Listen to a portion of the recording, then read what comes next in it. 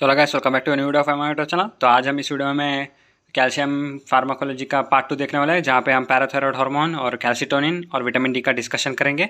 तो पहले हम शुरू करते हैं पैराथायरॉयड हार्मोन से।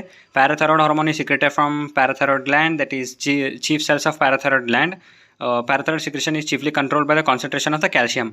अगर कैल्शियम कॉन्सेंट्रेशन, पैराथायरॉयड हार्मोन का मेन एम क्या है? सीरम कैल्शियम लेवल को बढ़ाना है।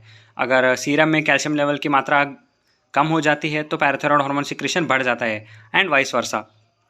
Next, parathyroid hormone activates G protein coupled receptor, which in turn activates the adenyl cyclase enzyme. This adenyl cyclase enzyme converts AMP to cyclic AMP and increases cyclic AMP level and calcium level concentration, leading to the various effects. और cyclic AMP और calcium क्या है? ये secondary messengers है।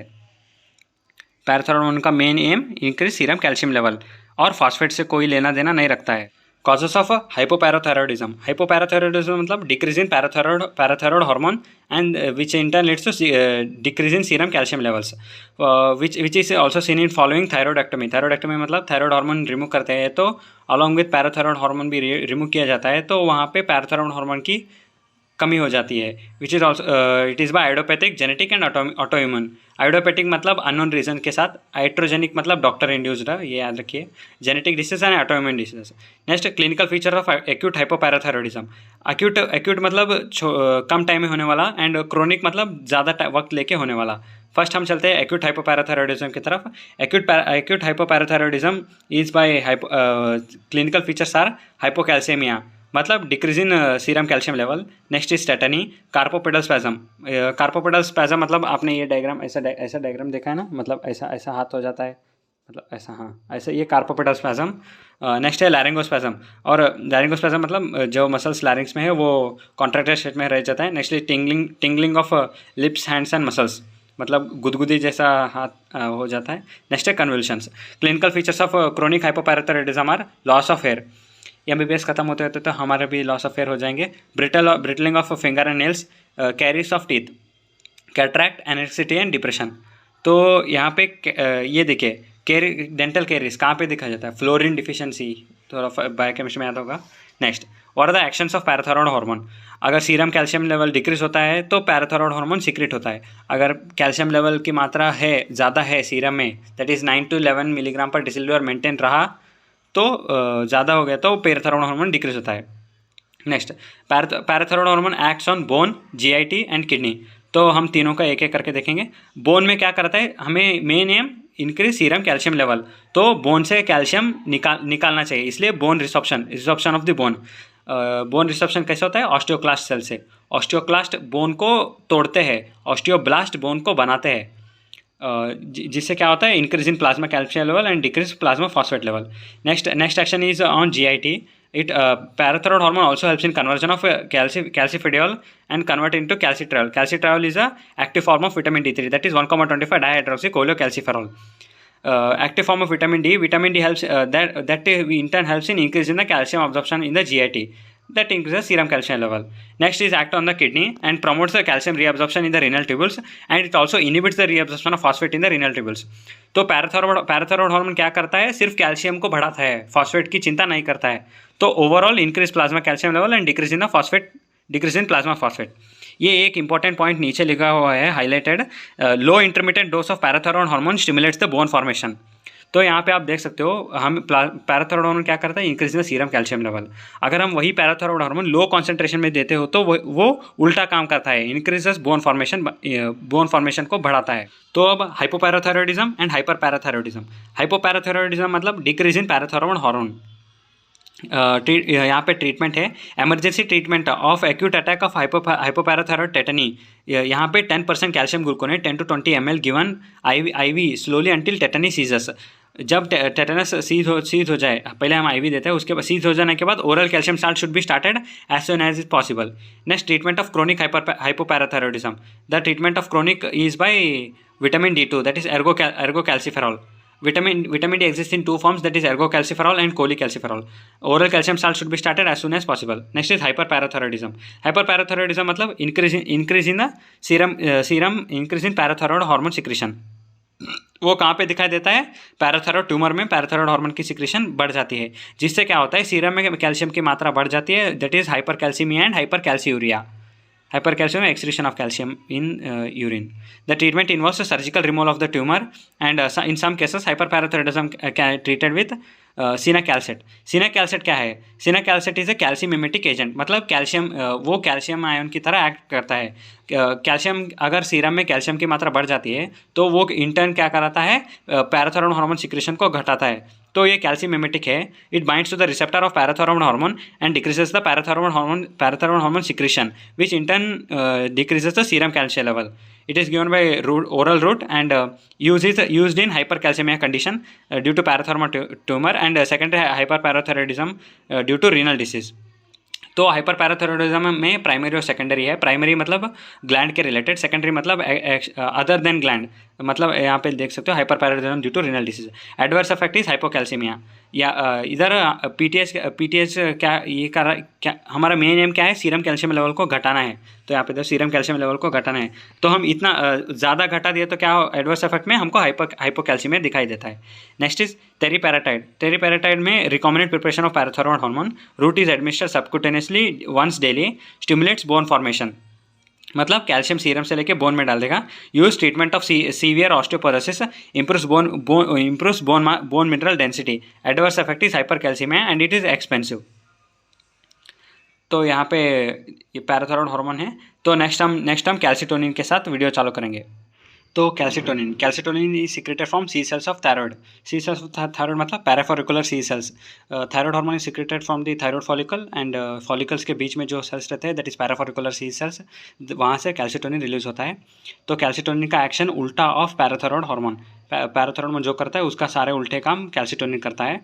तो calcitonin is secreted when serum calcium level is increased and vice versa. Next, actions of calcitonin. Calcitonin acts on bone and the kidney, and in bone it directly inhibits the osteoclast activity in the bone, which decreases the bone resorption, and indirectly decreases the plasma calcium level and plasma phosphate level. Calcitonin act on the kidney and inhibits the reabsorption of both calcium and the phosphate, and thus calcium and phosphate are excreted in the kidney. Thus serum calcium level is decreased and phosphate level is also. तो यहाँ पे calcitonin phosphate level को भी छेड़ता है.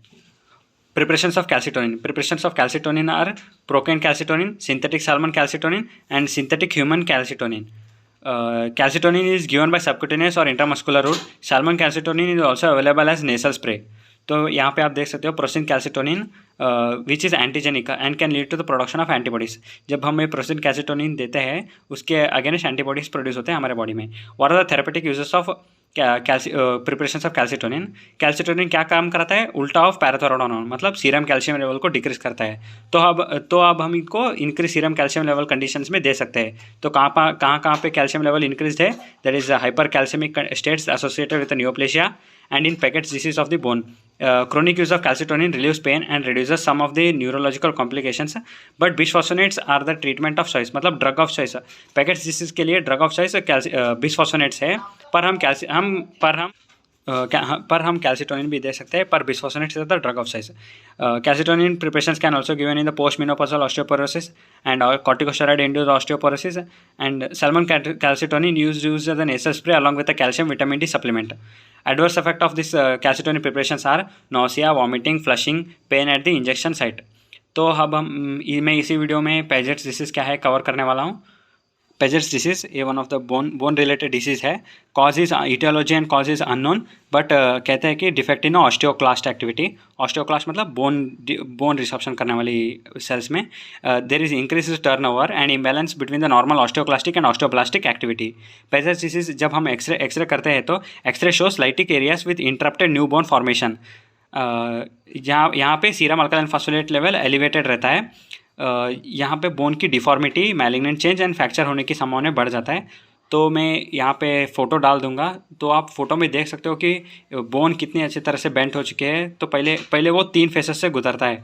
पहले bone soft and vascular रहता है, पहले बोन सॉफ्ट और वैस्कुलर रहता है, फिर बाद में वो इंटरमीडिएट फेस की तरफ चला जाता है, फिर बाद में लास्ट में हार्ड एंड डेंस बन जाता है.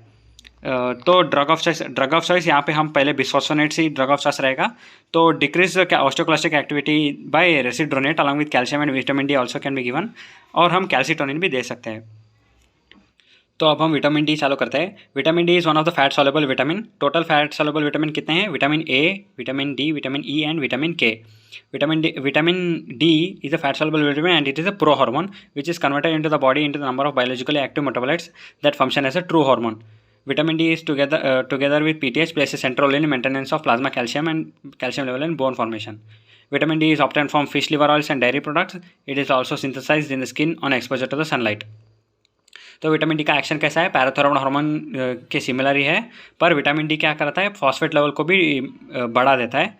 तो pathways by with vitamin D production is increased. तो पहले हम ये वाला पाथवे देखते हैं, ये वाला। तो विटामिन डी किन किन फॉर्म में रहता है? फर्स्ट इज 7 ये cholecalciferol and ergocalciferol. There are two forms of two forms of vitamin D. First 7-dehydrocholesterol is on the skin when UV light पड़ता है तो वो cholecalciferol में कन्वर्ट होता है, that is vitamin D3 which is inactive form. Then liver में से 25 alpha hydroxylase enzyme converted into 25 hydroxycholecalciferol, that is calcifidiol which is less active. Then वो किडनी में जाके 1 alpha hydroxylase के साथ ये होने के बाद 1,25 dihydroxycholecalciferol, that is calcitriol which is active form of vitamin D. Next, ergocalciferol, that is dietary vitamin D2, which after going to the liver it converted into 25 hydroxy ergocalciferol vitamin D2. Then it converted from the kidney 1 alpha hydroxylase is converted into 1,25 dihydroxy ergocalciferol, that is vitamin D2 active. तो यहाँ पे एक और है alpha calcidiol, that is 1 alpha hydroxy cholecalciferol. After going to the liver it converted into 1,25 dihydroxy cholecalciferol, that is calcitriol. तो इसमें analogues भी यहीं पे मैंने टिक किया हुआ है, मैं बाद में इसी को बताऊंगा। तो एक्शंस ऑफ विटामिन डी मतलब active form is 1,25 dihydroxycholecalciferol, that is calcitriol. Vitamin D act on 3 sides, that is GIT, kidney and the bone. Vitamin D का मेन एक्शन कैसा है? वो पैराथायरॉयड हार्मोन की तरह ही एक्ट करता है, increases the serum calcium level, but फर्क इतना है कि वो फॉस्फेट लेवल भी बढ़ा देता है। तो पीटीएच विटामिन डी को एक्टिव फॉर्म में कन्वर्ट होने में हेल्प करता है। तो जब विटामिन डी एक्टिव फॉर्म में हो जाता है तो it promotes absorption of the calcium and phosphate from the gut and increases the plasma calcium level and phosphate level. And vitamin D act on the bone and increase resorption of the calcium and phosphate from the bone. Resorption मतलब osteoclastic activity से bone को break करके calcium and phosphate level बढ़ा देता है। Kidney में भी calcium and phosphate absorption को इंक्रीज कर देता है। Overall increase in plasma calcium और phosphate level utilise for mineralisation of the bone. Next, vitamin D deficiency causes rickets in the children and osteomalacia in the adults. And कोई भी चीज़ ज़्यादा दे देते तो उनको हाइपरटॉक्सिसिटी हो जाती है, हाइपरविटामिनोसिस डी। उसके फीचर सिम्टम्स है hypercalcaemia, nausea, weakness, fatigue and polyuria. अगर हाइपर कैल्शियमिया कंडीशन परसिस्ट रहा तो वो कैल्शियम साल्ट किडनी में डिपॉजिट हो जाएंगे विच कॉजेस रीनल फेल्यूर। अगर हमने ये कंडीशन दिखाई देते तो हमको विटामिन डी देना बंद कर देना चाहिए और लो कैल्शियम लेवल डाइट को चालू कर देना चाहिए और इंट्रावेनस हाइड्रेशन करना है और administration of glucocorticoids. Intravenous hydration से क्या होगा? अगर समझिए 10 ml में 10 आयन्स ऑफ कैल्शियम है तो हम उसको हाइड्रेशन करेंगे, मतलब डाइल्यूट करेंगे, मतलब उसको 100 ml और डालेंगे तो मतलब 110 ml में 10 कैल्शियम आयन्स होगा, तो मतलब कॉन्सेंट्रेशन घट जाएगा। तो ऐसे वर्क करता है। Next, what are the preparations of vitamin D? तो मैंने इस डायग्राम में बताया था ना, ये जो टिक किए हुए हैं ना, एर्गो कैल्सीफेरॉल, कोलीकैल्सिफेरॉल, इधर कैल्सीट्रियोल और अल्फा कैल्सीडियोल, यही है preparations of the vitamin D. First है ergocalciferol vitamin D2 oral capsules 400 international unit which are use for prevention. ये प्रिवेंशन के लिए, ट्रीटमेंट के लिए नहीं, ट्रीटमेंट के लिए और ज़्यादा डोसेस देना पड़ेगा। It is use in treatment of rickets in children and osteomalacia in adults. Next is cholecalciferol, that is vitamin D3 oral and intramuscular injection is available. Calcitriol active form of vitamin D, oral capsule and solution. Next, alpha calcidiol and dihydrotestosterol. These are the prodrugs, orally effective, does not require activation in the kidney, and these are rapidly biotransferred into calcitriol in kidney, in the liver. मतलब इनके kidney की ज़रूरत नहीं है, जो भी होगा liver में होगा और अपने एक्शन प्रोड्यूस करेंगे। और this are effective in renal bone disease and hypoparathyroidism. Next है calcipotriol, this is use topically in psoriasis. Next, what are the therapeutic uses of vitamin D? Prevention के लिए 400 international units per day, treatment के लिए 4000 international unit per day. Of nutritional rickets and osteomalacia. Next है renal rickets. Renal rickets क्या है? It is associated with a chronic renal failure. अगर renal failure हो जाता है तो conversion of calcifediol to calcitriol does not occur. तो मतलब इसका मतलब क्या है? 25 hydroxy cholecalciferol is not converted into 1,25 dihydroxy cholecalciferol, because जो 1 अल्फा हाइड्रोक्सिलेस एंजाइम है वो किडनी में ही है। अगर क्रोनिक रीनल फेल्योर हो गया तो किडनी में वो एंजाइम एक्ट नहीं करेगा, टोटली कैल्सीट्रियोल एक्टिव फॉर्म में अवेलेबल नहीं रहेगा। इसका ट्रीटमेंट है हम अल्फा कैल्सीडियोल को कैल्सीट्रियोल से रिप्लेस कर देंगे। Vitamin D dependent rickets. This is a inborn error of vitamin D metabolism. There is failure of conversion of calcifediol to calcitriol. It responds to calcitriol and alpha calcidiol. ये inborn error of vitamin D metabolism है, जहाँ पे calcifediol is not converted to calcitriol. Calcitriol active form में available ही नहीं रहेगा, तो हम कैल्सीट्रियोल नहीं तो अल्फा कैल्सीडियोल दे सकते हैं। Next is vitamin D resistant rickets and osteomalacia. This is X linked disorder of calcium and phosphate metabolism treated with large dose of vitamin D and phosphate. Next है hypoparathyroidism. There is hypocalcaemia, hyperphosphataemia, treatment by calcitriol and alpha calcidiol and effective for temporary treatment of hypocalcemia. Administration of vitamin D with calcium in senile postmenopausal osteoporosis improves calcium balance and may reduce the risk of fractures. Next vitamin D analogue calcipotriol is use topically for treatment of psoriasis. तो यहीं पे vitamin D खत्म होता है और हमारा part 2 भी खत्म होता है। ये वीडियो बहुत लंबा है तो देखता हूँ इसको 3 पार्ट्स में डालने की सोच रहा हूँ। अगर वीडियो पसंद आए तो वीडियो को लाइक करो और अपने फ्रेंड्स को शेयर करो। अब मेरा मुंह दुख रहा है। मिलते हैं, बाय। जय हिंद, जय भारत।